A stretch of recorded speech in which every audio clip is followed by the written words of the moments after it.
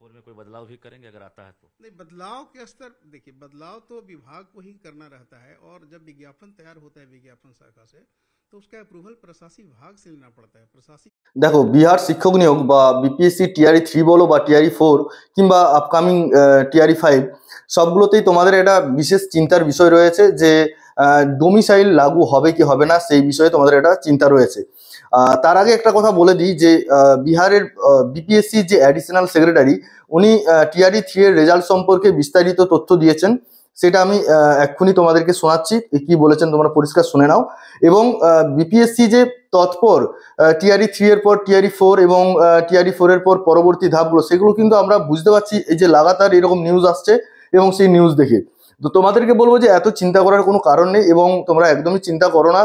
Domicile যদি লাগু হয় সেটা আগে থেকে নোটিফিকেশন করবে, নোটিফিকেশন করে নতুন ফর্ম ফিল আপ হলে তবেই ডোমিসাইল হয়তো লাগু হবে, না হলে ডোমিসাইল এত তাড়াতাড়ি করে লাগু করাটা অসম্ভব। কেননা স্টেট যারা অলরেডি দিয়ে রেখেছে, যারা টিআরই 4 এর জন্য প্রিপারেশন নিয়ে অলরেডি পাস করে গেছে, তাদের জন্য ডোমিসাইল লাগু হওয়াটা কিন্তু যদি লাগু হয়ে যায় তাহলে কিন্তু তারা সকলেই সমস্যায় পড়বে, এবং সেটাও কাম্য নয়। তো তার জন্য বলছি যে যারা অন্তত টিআরই 4 এর জন্য প্রিপারেশন নিচ্ছ, তারা কিন্তু টিআরই 4 প্রিপারেশন নিয়ে যাও, এবং তোমাদের জন্য কোনো চিন্তা নেই।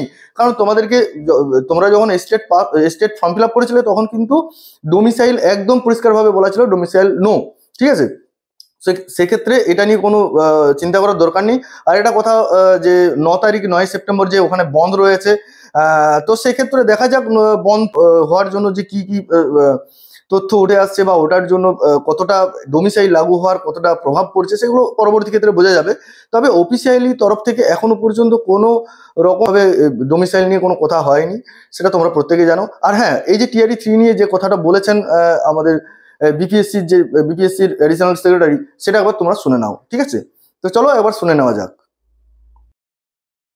टीआरई 3 के अभ्यर्थी लगातार इंतजार कर रहे हैं कि आंसर की कब जारी होगा, रिजल्ट कब तक आएगा। ऐसे में हमारे साथ बीपीएससी के एडिशनल सेक्रेटरी और इसके साथ साथ एग्जामिनेशन कंट्रोलर सत्यप्रकाश शर्मा हैं। सर, क्या लग रहा है कि आज इंतजार खत्म होगा आंसर की का? देखिए, सबसे पहले तो मैं आश्वस्त कर दूं कि इंतजार बहुत लंबा नहीं करना होगा परीक्षार्थियों को।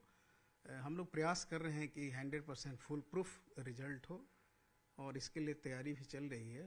पहले 1 to 5, उसके बाद 6 to 8, उसके बाद 9, 10 और 11, 12 का आंसर की जारी होगा।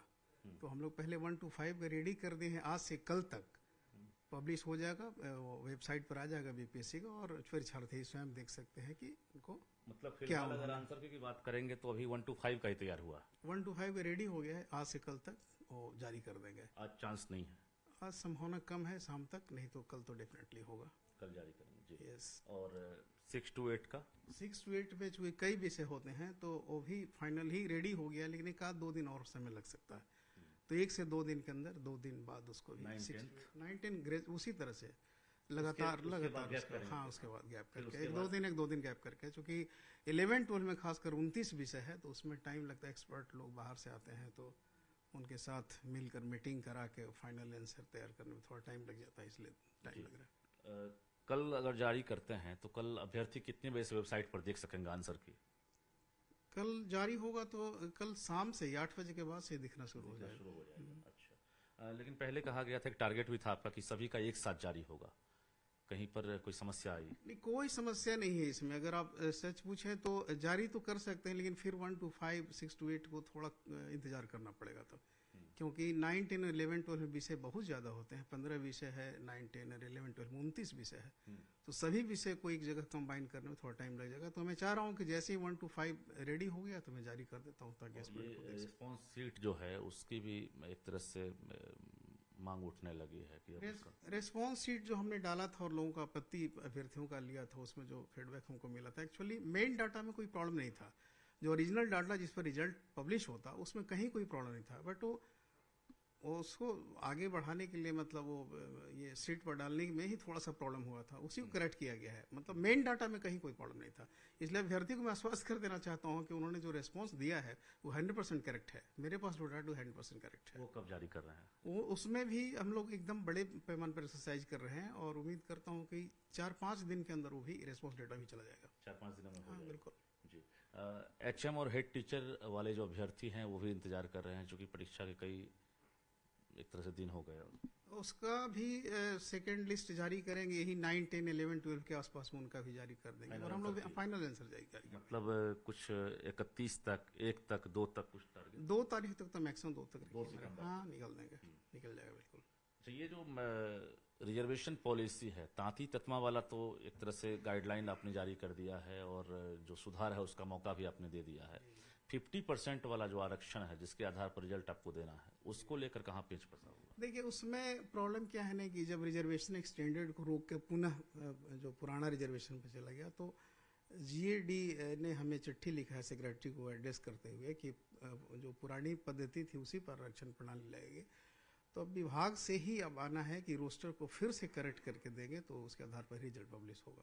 मतलब विभाग से आना 50% वाला रोस्टर है जो विभाग जिलों से मांगा है, वो जब विभाग को मिलेगा तो फिर आपके पास आएगा, ऐसा? तो मैं जिलों की बात मैं नहीं कर सकता हूँ, मुझे तो विभाग से है, तो विभाग से जैसे ही आएगा तो उसके आधार पर रिजल्ट आपने रिमाइंडर वगैरह दिया है? गया है वहां पर। और दूसरी बात यह है कि इसी बीच में जैसे 23 तारीख से हमने डेट रखा है कि तांती ततवा के जो भी अभ्यर्थी है वो प्रमाण पत्र करेक्ट करा ले। इस बीच में ये जो सारा प्रोसेस है रिजल्ट का वो सब हम रेडी करके रखेंगे। मतलब आपने अगर आपत्ति भी ले लिया आंसर की का TRE3 का आपत्ति के लिए कितने दिन का वक्त देंगे? मैंने 7 डेज का टाइम रखा है, क्योंकि देखिए बिहार एक बड़ा स्टेट है, 38 जिले के साथ इतने अनुमंडल ब्लॉक, लोग देहातों में भी रहते हैं बहुत सारे लोग, उनको अवेयर होना जरूरी है।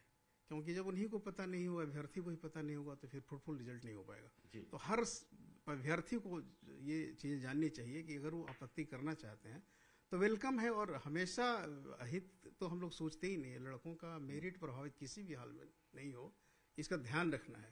तो जो लड़का मेहनत करके पढ़ाई किया है उसके साथ पूरा परिवार लगा रहता है, तो उसका ध्यान रखना बहुत जरूरी है। 23 सितंबर तक आपत्ति ये आप लेंगे या सुधार का जो मौका दे रहे हैं तांती ततमा वाला, तो क्या लग रहा है कि रिजल्ट कब तक देंगे आप TRE3 का? TRE3 का रिजल्ट मैं उम्मीद करता हूं कि सब कुछ ठीक ठाक चलता रहे 23 सितंबर के लास्ट।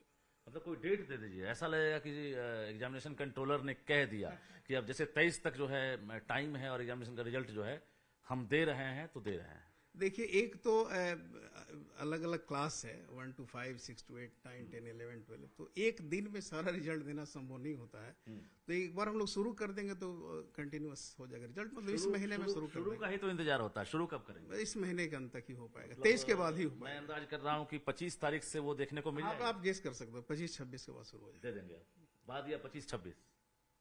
23 तक तो हमने डेट ही रखा है, तो 24-25 तो कंपाइल करने में टाइम लगेगा, 26-27 तक संभावना है। अच्छा, अभ्यर्थी आंदोलन भी किए थे, आपको पता होगा, काफी हंगामा भी हुआ था, अभी भी वो डिमांड है 1 कैंडिडेट 1 रिजल्ट, इस पर क्या हुआ? ये तो हम लोग को करना भी नहीं है। पहले तो कोई भी अभ्यर्थी एक से अधिक पदों के लिए आवेदन दिया है तो एक्सेप्ट किया हुआ है, हम रोक नहीं सकते हैं। ज्वाइनिंग अगर कोई एक पद पर करे तो नेचुरली दूसरा पद ऑटोमेटिकली खाली हो जाएगा। तो विभाग इसको देखता है, किसी स्टूडेंट को बीपीएससी नहीं रोक लगा सकता। तभी इस पर कोई पहल नहीं की गई? नहीं, बिल्कुल कर भी नहीं सकते हैं, उसका फ्रीडम है। कोई भी लड़का अगर एक से अधिक पदों पर आवेदन दे सकता है, कोई रोक नहीं है।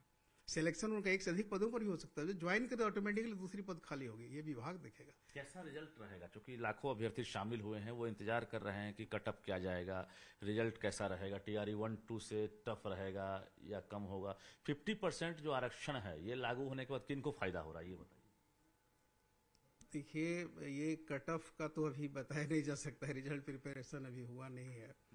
लेकिन लास्ट ईयर जो TRE1-2 में गया था लगभग उसी तरह के स्टूडेंट का लेवल और क्वालिटी में बहुत अंतर नहीं आया है, उसी तरह के स्टूडेंट फिर अपीयर हुए हैं।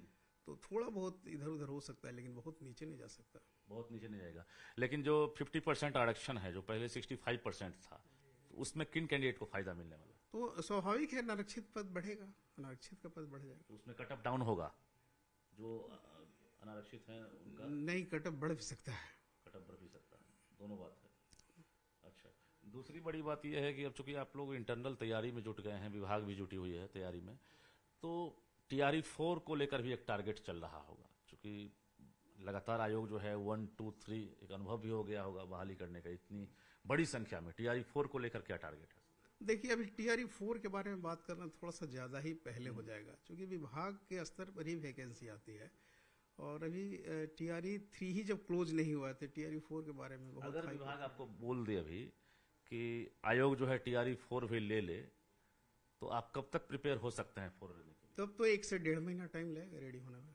रेडी होने में, मतलब अगर रिजल्ट आ रहा है सितंबर के लास्ट में, तो क्या उम्मीद किया जाए, चूंकि विभाग भी तैयारी में जुट गया है, तो यहाँ से जो प्रोसेसिंग है रिजल्ट के बाद, क्या आपके पास नई रिक्तियां आएंगी तब? नई रिक्तियां आएगी ये तो मैं कल्पना नहीं कर सकता हूं। अभी जो विभाग ही भेजेगा नई रिक्ति भी, नई रिक्ति जैसे ही आता है तो हम लोग विज्ञापन का प्रोसेस शुरू कर देंगे। टीआरई 4 में कोई बदलाव भी करेंगे अगर आता है तो? नहीं, बदलाव के स्तर देखिए, बदलाव तो विभाग को ही करना रहता है, और जब विज्ञापन तैयार होता है विज्ञापन शाखा से तो उसका अप्रूवल प्रशासनिक विभाग से लेना पड़ता है। प्रशासनिक